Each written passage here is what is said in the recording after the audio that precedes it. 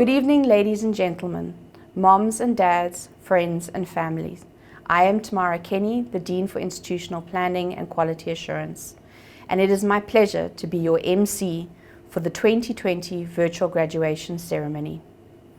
I would like to call up Dr. Alexia Cox, my esteemed colleague, the Executive Dean of Strategy and Planning, to constitute this congregation and offer a welcoming address. Dr. Alexia Cox is the Executive Dean of Academic Strategy and Planning and has obtained her doctorate from Stellenbosch University in a transdisciplinary field of human resource management and English literature.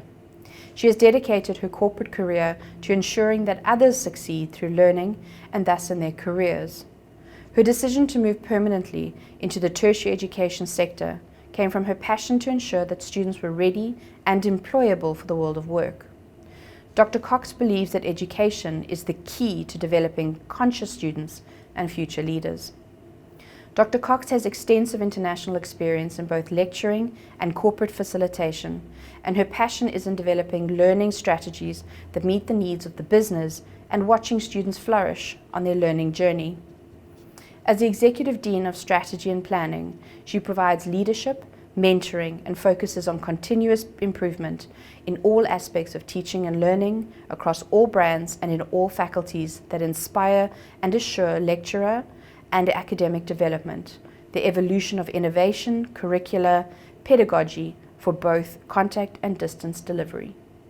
By the virtue of the authority entrusted to me, I constitute this assembly as an official congregation of CityVarsity.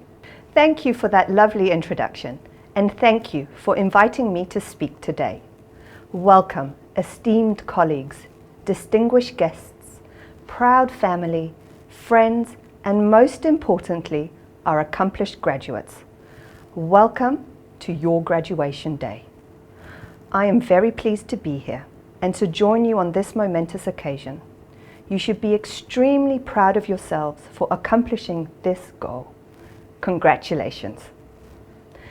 To the families of those graduating, congratulations to you too. Your support through this process has surely had a positive impact. I'm sure you're very proud of your graduate as they close this step in their lives and prepare for their next steps. I know you must all be excited to see your name pop up on the screen. But as cartoonist Gary Trudeau said, graduation speeches were invented largely in the belief that graduating students should never be released into the world until they have been properly put to sleep in a graduation ceremony. End quote. I promise I will try not put you to sleep. Normally, I'd start a graduation speech talking about the great responsibilities that now lie in the wake of your future and provide you with pertinent advice about how to make it in the real world. However, it seems pointless and irrelevant to me to do so, as we find ourselves center stage in one of the universe's great life lessons, the COVID-19 pandemic. I have no doubt that during your last year of studies, each and every one of you have learned some hard life lessons. While we may look back over the past year and wish we could rewrite them, it's important to remember the wise words of C.S. Lewis, when he said, and I quote, "You can't go back and change the beginning, but you can start where you are and change the ending." End quote. While I could talk to you at length about the challenges and the struggles you have faced, I choose to ask you this question. What has the pandemic not taught you? As I address you, I will focus on the positive and important life lessons and skills you have gained during these unprecedented times. Firstly, I know that you are graduating as a confident, resilient, tenacious, and adaptable individual. I am a firm believer that education is the key to unlocking the door of opportunity, and am confident to say that you now have the knowledge to succeed regardless of your personal circumstance. You have learned the importance of being accountable and responsible. you've realized that time management is the key to being productive. And you know now that the art of delivering results lies in your tenacity and determination. Secondly, COVID lockdown has taught you to be an imaginative problem solver. I am sure you've had to think of some really creative and out-of-the-box ideas and come up with solutions and ideas in both your academic and personal life. It may have felt challenging at times, and it may have been heartbreaking, but your imaginative problem-solving skills have given you a deeper understanding of your place and experience in the world, whether it's in your academic, work, or personal life. Please continue to hold on to your curiosity and inquisitiveness about the world and about others, and appreciate the different cultures, beliefs, and views that make us truly human. Thirdly, you are now a fully fledged digital citizen. Congratulations. You now have the knowledge and skills to effectively use digital technologies to communicate with others, participate in society, and create and consume digital content. Yet, however digitally savvy you are now, you need to continue to build these specific skills in order to participate in building South Africa's future. Your digital citizenship will no doubt open global doors for you. As you enter the workplace, you will be exposed to different values. You will engage with different societies. You'll gain an awareness of sustainability, and you'll learn to respect cross-cultural dynamics and the appreciation of others. So, have the courage to explore the ever-expanding digital world as you play an important role in preparing the next generations to be the ones who will deliver an improved version of a digital government and democracy. I would now like to take this opportunity to speak to you from the heart and provide you with some words of wisdom. As you graduate today, do not ever forget that you have achieved and succeeded in obtaining your qualification during a fully fledged pandemic, the first global pandemic in 100 years. I have the utmost respect for each and every one of you. But you need to remember something. Your life will be full of successes on different scales. Interestingly, we often associate success with what we've done, collected, or created. Often it's high-flying careers, million-rand bank accounts that leave this glaring impression. But remember, success is in the eye of the beholder.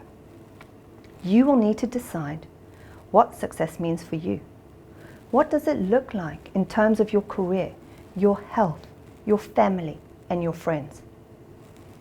I have learnt that those who stop judging themselves according to other people's definitions and standards of success hold a passion, drive, and happiness which guides them through their careers, their families, and their lives. Dream big.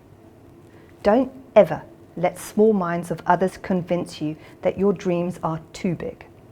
Rely on your confidence and self-belief to make your dreams come true, and let humbleness guide you in your learning. In the words of Eleanor Roosevelt, she said, "In the long run, we shape our lives and we shape ourselves. The process never ends until we die, and the choices we make are ultimately our own responsibility." End quote. So, be humble. Learn from your experiences, because no one can ever know everything. Humility and integrity allow you to see the world from a different perspective, where you are able to change your opinion and learn from your experiences and mistakes. As I end this speech, I want to congratulate each and every single one of you on this momentous occasion. And I encourage you to go out, take chances, make mistakes, and grow to be the person you are destined to be. Once again, congratulations and all the best on your next adventure. Thank you, Dr. Cox. Your words ring true for all our graduates tonight. It is our honor and great pleasure to welcome our guest speaker, Mr. Joe Samuels. Mr. Samuels was appointed as the Chief Executive Officer for the South African Qualifications Authority as from the 1st of March 2012 and recently retired. He holds a BSc Honours and a Master of Philosophy from the University of the Western Cape, South Africa. He is a specialist in educational policy and education change, qualifications frameworks, standard setting, quality assurance, and adult and community education.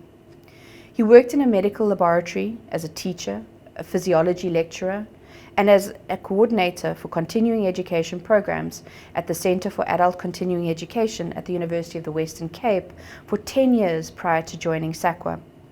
He was the Director for Standard Setting and Development before he was promoted to the position of Deputy Executive Officer, which he held for 7 years before his next promotion to the CEO position. He has worked at SAQA for the last 19 years. Joe organized and participated in many national and international seminars and conferences where he developed various papers covering topics like the role of national qualifications frameworks, the generation of qualifications and standards, quality assurance within education and training, the integration of education and training, human rights, and the NQF and NQFs in the SADC region, on the South African continent and globally. He served as the chairperson of the UNESCO drafting team of the Addis Convention, a document on the recognition of foreign qualifications that allows for the movement of learners, academics, and workers across borders, that was adopted by 54 African states in December 2014. He has served as an expert on the UNESCO panel of experts for the development of the Global Convention of the Recognition of Qualifications for Higher Education and for Level Descriptors. Joe serves on the Council on Higher Education, the Quality Council for Trades and Occupation, the Quality Council for General and Further Education, National Skills Authority, and the Board of SAQA. I would like to thank EduCorps for asking me to do this graduation speech today. The theme of this speech is an extraordinary time that needs us to do ordinary things really well. But first, let me congratulate everyone who has achieved a certificate, a higher certificate, a diploma, higher diploma, or a degree. And I think it's quite important that we do celebrate our achievements. At the best of times, it's good that we celebrate our achievements because we've worked hard to achieve that. But in particular, this class of 2020 must celebrate their achievements given the extraordinary times that we're living in. It is quite important for that because not only is it that we have worked hard, but also everyone that has made this year such an important and successful year. If we think about it, with the face-to-face interaction that has stopped,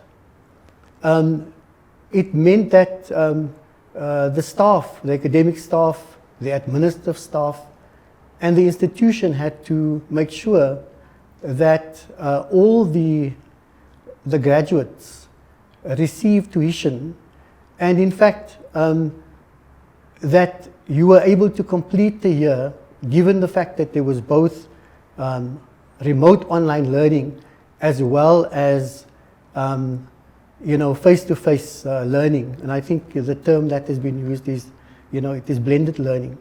It's also important to celebrate because not only is it that we have achieved what we have achieved, but it's also our parents.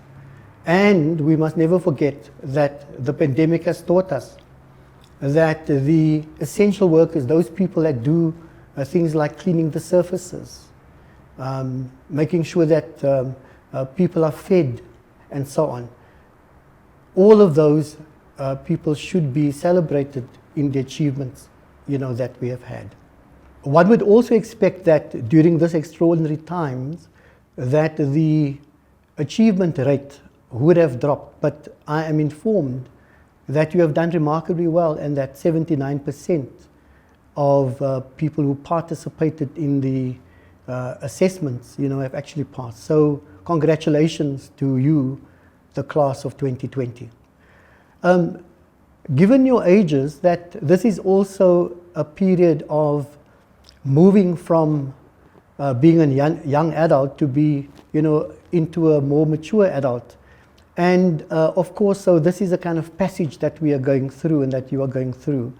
That also raises quite a lot of issues and challenges, that you are faced with. And again, we should make sure that we celebrate, that you're also going through, these kind of difficult times. But let me also say that the pandemics, or the history of pandemics in the world, have actually taught us that humans are very resilient, and in fact societies have bounced back in many, many cases and over many, many years, because epidemics and pandemics are not things that just comes once in a million years, but in fact human beings have been able to live with this pandemic. And what is even more, if one thinks about the situation that we find ourselves in now, and we compare it to the Spanish flu, for example, that the Spanish flu, people after a year didn't even know what it is that hit them. In the case of the coronavirus, we've already, as humanity, have been able to work out what is the genetic makeup of this virus. And what is even more fascinating and fantastic is that we have developed the vaccines to counter, this particular virus. In South Africa, we have been fantastic in the sense that we've been able to work out that there was a variant, and various other variants have also been identified. And so the key challenges that is facing us now is really the rollout of the vaccine. We know, in fact, that there might be some people that are scared to be vaccinated, but the key thing for us, in order for us to return to normality, is that we actually need to make sure that we do get the vaccine, and that we encourage other people to get the vaccine so that we can reach some form of normality. We also know that the kind of normality that we will have, the new normality, is that we will not go back to where we were before. So let us speak a little bit about the challenges that we are faced with in South Africa. One of the biggest challenges that we do have is this a matter of inequality, where we have very rich and very poor people in the country. The second issue that we're faced with is obviously poverty. And I think something that is on your mind is this question about unemployment. We do have an unemployment rate, depending on who you speak to, of something like 42% in the country. And as young graduates, what you are looking forward to is to say, how is it that you'll be able to find employment?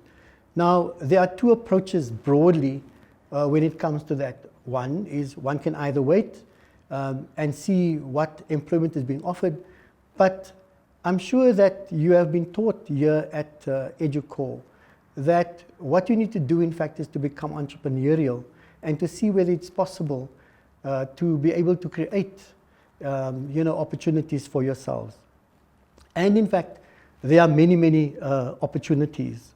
And in fact, what I want to say is that the opportunities are there, and it's quite important for people to take that, when it comes along. At the same time, we also need to create opportunities for ourselves.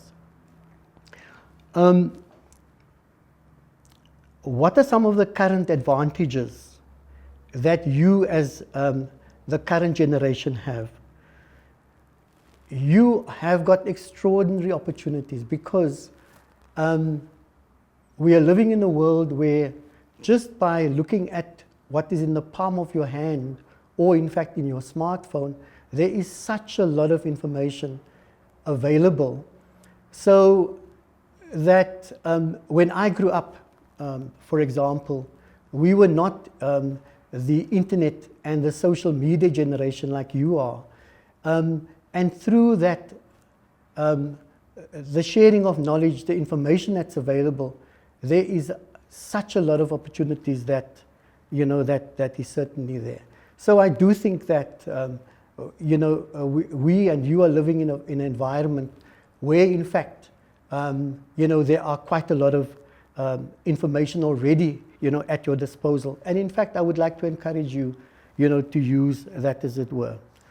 I also would like to, give you a few bits of advice that certainly helped me, and in fact, is helping quite a number of other people as well.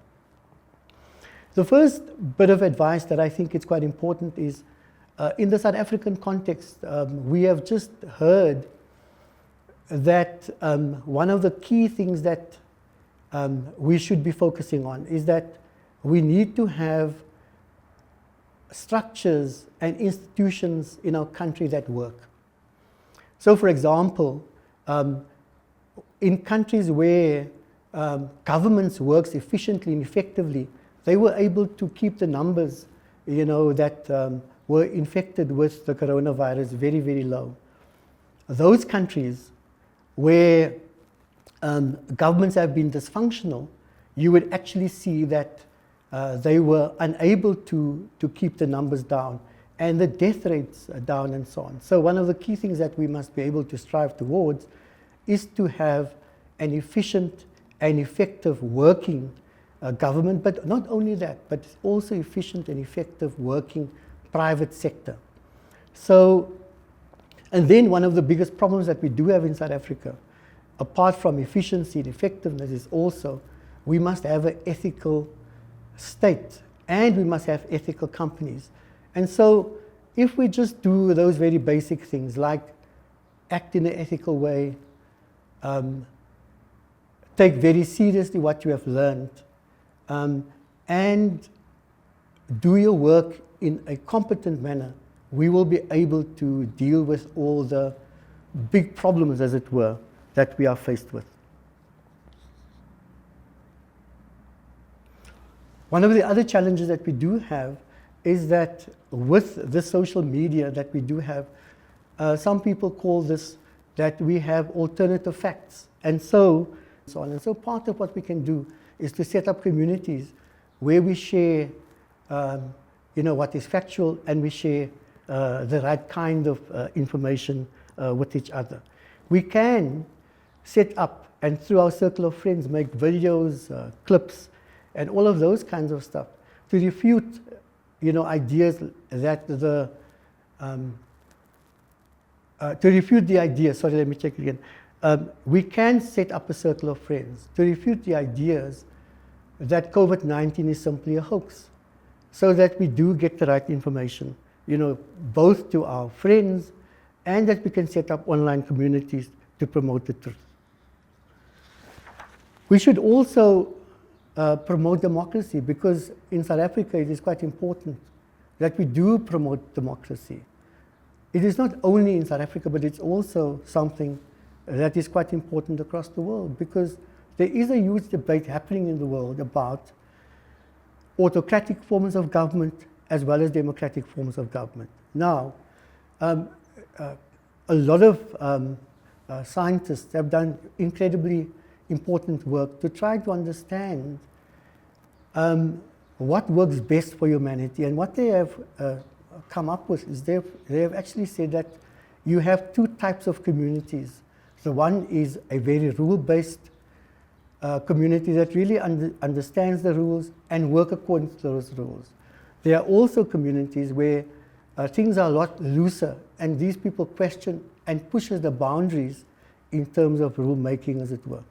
Now, what was interesting, what they found, is that at the beginning with the pandemic, that the rule-based communities, very few people, or fewer in relation to people were infected, and also fewer people had passed away. However, in those countries where they pushed the rules that is much more loose, as it were, there are many more deaths, and many more people were infected.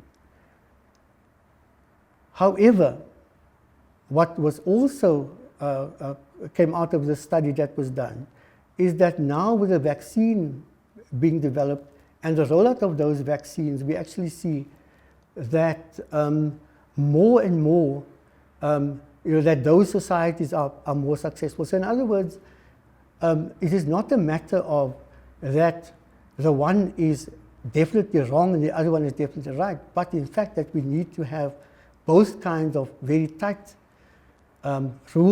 following communities. On the other hand, you also have those that can be creative and make sure that in actual fact innovation happens. So in other words, that we need as human beings to find the right balance between how we want to move forward. So in other words, the point for me is that we actually need to make sure that as humans, that we find the kind of balance between at what point is it that we should be listening and following the rules, and at what point should be able to push the boundaries and develop innovative ways of dealing with our context. So by doing very simple things and doing simple things on a day-to-day basis, we can really change the world. So for example, to promote democracy, we actually need to elect good people that will be able to meet the needs of ordinary people. Elect people that are not corrupt, and we can do it. You can do it. As this generation moving forward. With the knowledge that we have, with the competence that we have, we can build companies that pay good salaries to workers and not starvation wages. As IT professionals, we can innovate, build good programs and networks. In particular, IT professionals are needed for this fourth industrial revolution. But it's not only that we need people in the sciences to take us forward. We need critical thinkers. We need people in the humanities that are able to question what is happening and not just follow the rules, as I said before. People who have studied public administration should just be good public servants, remembering to provide a caring, efficient, effective, and ethical service to the public. We've got a beautiful country, and for those who have studied travel and tourism, to go out and to show both South Africans as well as international tourists our beautiful country, but do it in such a way that people would like to come back to see more. Our children is our future, and all those people who have studied early childhood development should keep our children safe, should teach them to be innovative through play and a whole host of other very stimulating things that they should be doing. The accounting professionals should count properly and not be misled to do creative accounting. Journalism is such a very important profession and should keep on shining light on what people want to hide, because transparency is so vital, for our democracy. A very good example of a person who passed away recently due to COVID is Karima Brown, who ran this very interesting television program called The Fix. And she held, these high-level politicians and high-level officials accountable. And I think that journalism should follow that kind of tradition so that we can have a better society. Many people have studied business, and they are business graduates here today. It is quite important that we have business people who are ethical and innovative and build businesses with social purpose. So go out and create jobs. Don't wait for people to give you jobs. And even, If you fail 1,000 times, it only teaches you to improve and to do better the next time. I have lots of faith in young people in South Africa today, because it is through young people in 1976, in the 1980s and 1990s, that change happened in the country. Young people today are in a unique situation to bring about change, given the big issues that we are faced with. And I've pointed out that by doing the little things, by listening to each other, by caring for each other, that you will be able to do extraordinary things by just focusing on those simple day-to-day things. We must hope for a better future. Hope is important when things are at its darkest. Hope is not a lottery ticket. It is not blind faith in that this will get better. Hope is the belief that things will get better through hard, smart, and persistent work. In conclusion then, once again, congratulations to all the people who have graduated. Congratulations to the staff and to the institutions. Celebrate your achievements. You truly deserve it. Go out and do the ordinary things with joy and conviction. This will make South Africa and the world a better place. Thank you very much. Dr. Mariki Pienaar is currently the Dean of Academic Operations at EduCore. She leads EduCore's academic operations and is responsible for providing overall leadership, monitoring, and process management. She has over 32 years of experience working at all levels of public and private education. She has been a teacher, lecturer, head of department, and academic director. Her academic background includes a BCom education, a Bachelor of Education, a Master of Education, and a PhD in teaching and learning. She is a person who is positive about every aspect of her life and lives by the words by Virat Kohli, self-belief and hard work will always earn you success. As a creative education service provider, CityVarsity delivers quality programs to equip students for creative careers. CityVarsity are committed to academic excellence, who delivers digital enhanced, innovative and relevant programs. By the virtue of the authority entrusted to CityVarsity by the Higher Education Act of 1997 and by the Council on Higher Education, I award certificates, diplomas and confer the degrees of CityVarsity to candidates whose names appear in the program. I will now request the Dean of Institutional Planning and Quality Assurance and the Dean of Academic Operations to present the candidates. As the Dean for Institutional Planning and Quality Assurance, I will now have the names of candidates for the Bachelor of Professional Acting for Camera presented.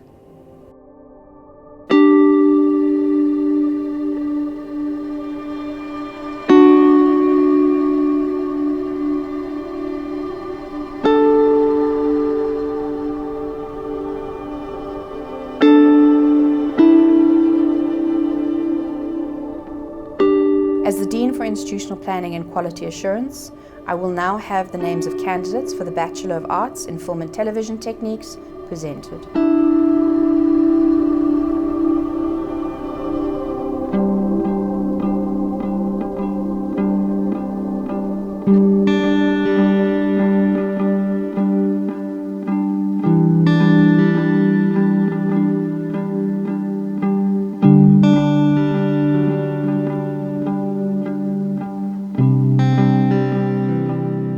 As the Dean of Academic Operations, I will now have the names of candidates for the Diploma in Animation presented.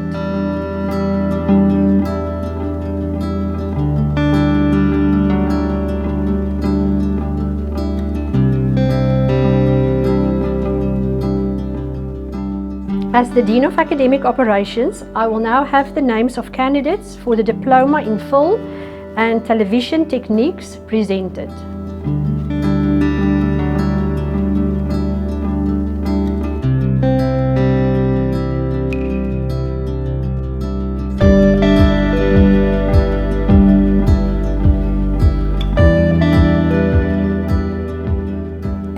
for Institutional Planning and Quality Assurance, I will now have the names of candidates for the Diploma in Multimedia Design and Production presented.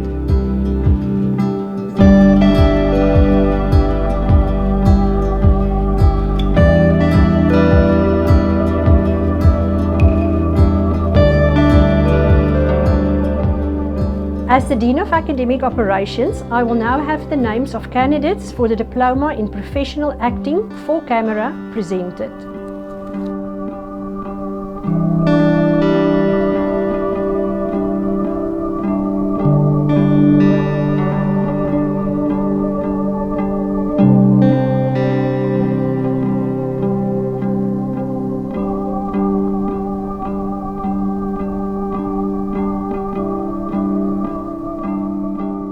As the Dean for Institutional Planning and Quality Assurance, I will now have the names of the candidates for the Diploma in Professional Photography presented.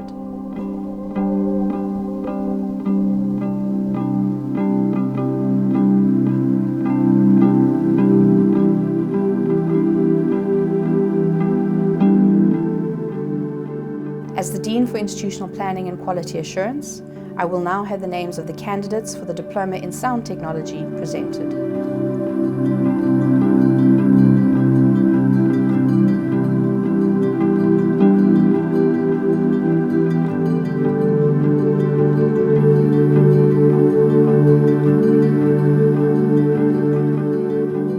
As the Dean of Academic Operations, I will now have the names of candidates for the Advanced Diploma in Sound Engineering presented.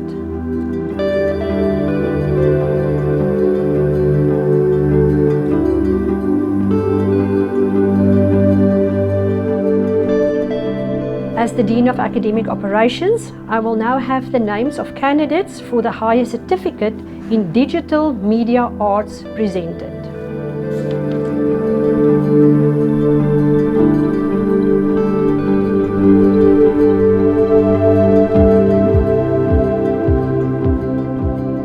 As the Dean of Institutional Planning and Quality Assurance, I will now have the names of candidates for the Higher Certificate in Motion Picture Makeup presented.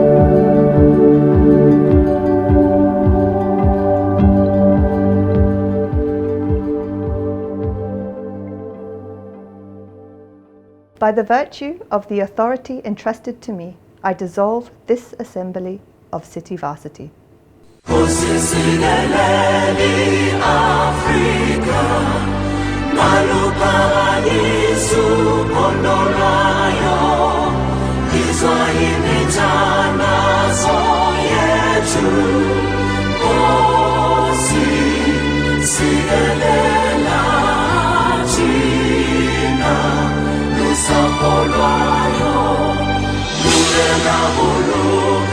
Chama sa Yesu,